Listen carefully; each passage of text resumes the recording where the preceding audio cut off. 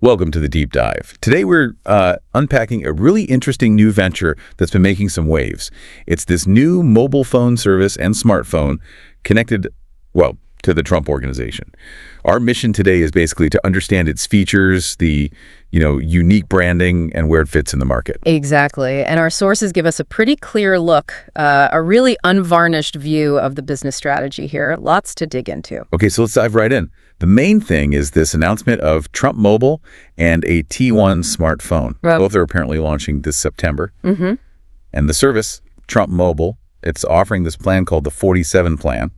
Kind of specific, right? Yeah, very specific. Yeah. And the price point, too, $47.45 a month. $47.45, and for that, they say you get unlimited talk, text, data, plus some extras, roadside assistance. Right, and also this telehealth and pharmacy benefit. So like virtual doctor visits, maybe prescription discounts. The numbers, though, $47.45. Yeah. It's clearly not random. It seems like an overt political nod embedded right in the price. Absolutely. It's turning the price into a signal for a very specific audience. And then there's the T1 phone itself, $499. Okay, and what's the deal with the phone's look? Well, the sources describe it as having this gold-colored metal case etched with an American flag. Gold case flag. Yeah, and apparently a screenshot on their website shows the phone displaying "Make America Great Again." So the branding is, let's say, unambiguous. Right. So this whole venture, it really seems like the latest example of leveraging that Trump brand identity into a commercial product. Yeah. What's your take on the business strategy behind that level of political branding? Well, what's really fascinating, and our sources really highlight this, is the business model. It's basically licensing agreement. Licensing, so not actually made or run by the Trump Organization itself. Exactly. There's an explicit statement, and I'm quoting here.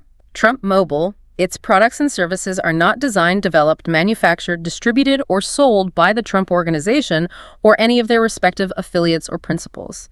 It's a pretty shrewd way to operate, isn't it? Leverage the brand name, generate revenue, but without the heavy lifting of actually making phones or running a network. It's about influence, not infrastructure.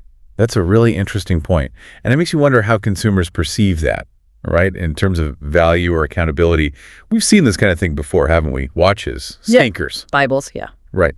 And the reports mention, over $8 million from licensing deals just in 2024? That's the figure reported, yeah. It's a model they seem comfortable with, despite, ethics concerns some critics raise. So given that model, how does this 47 plan actually stack up against, say, regular phone plans? Is it competitive?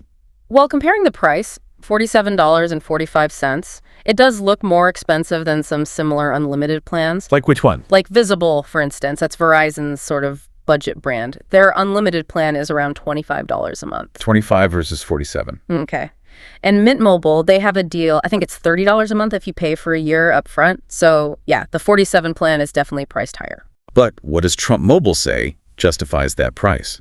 They must have some selling points. They do. Their website claims the same coverage as the 3 nationwide phone service carriers, and they also mention a U.S.-based customer service call center. U.S.-based service. Okay. That can be a plus for some people. True.